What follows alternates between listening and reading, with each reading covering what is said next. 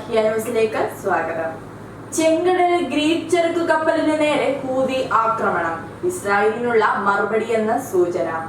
യമനിലെ വിമത വിഭാഗമായ ഹൂതികളുടെ ആക്രമണത്തെ തുടർന്ന് ക്രൂഡ് ഓയിലുമായി പോയിരുന്ന എണ്ണക്കപ്പലിന് തീപിടിച്ചു. ഓഗസ്റ്റ് 23 മുതൽ ഗ്രീസിന്റെ ക്രൂഡ് ഓയിൽ ചരക്കു കപ്പലായ സൗനിയയിൽ തീപിടിക്കുന്നതായി യൂറോപ്യൻ യൂണിയൻ അധികൃതർ സ്ഥിരീകരിച്ചു.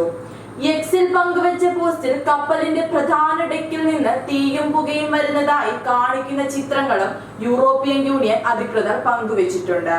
അതേസമയം യമനിലെ ഹൂതികൾ ചരക്കു കപ്പലിന് നേരെ ആക്രമണം നടത്തുന്ന ദൃശ്യങ്ങൾ റോയിട്ടേഴ്സ് പുറത്തുവിട്ടു.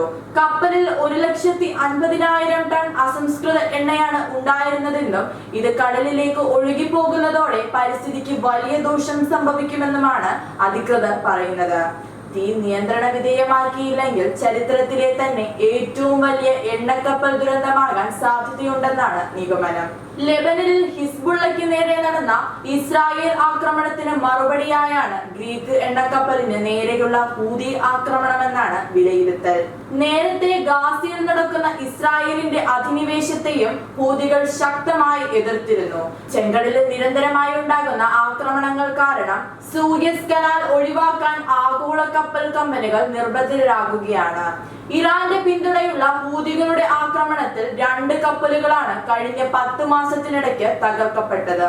ആഥൻസ് ആസ്ഥാനമായി പ്രവർത്തിക്കുന്ന ഡെൽറ്റ ടാങ്കേഴ്സിന്റെ ഉടമസ്ഥതയിലുള്ളതാണ് ഹൂതികൾ ആക്രമിച്ച സൗനിയൻ എണ്ണക്കപ്പൽ. ഇസ്രായേൽ പിടിച്ചെടുത്ത പലസ്തീന്റെ തുറമുഖങ്ങളിലേക്ക് ചരക്കുമായി പോകരുതെന്ന തങ്ങളുടെ വിലക്ക് ഡെൽറ്റ ടാങ്കേഴ്സ് കമ്പനി ലംഘിച്ചുവെന്നും ഇതിനാലാണ് ആക്രമണമെന്നുമാണ് ഹൂതി വിമതരുടെ വാദം.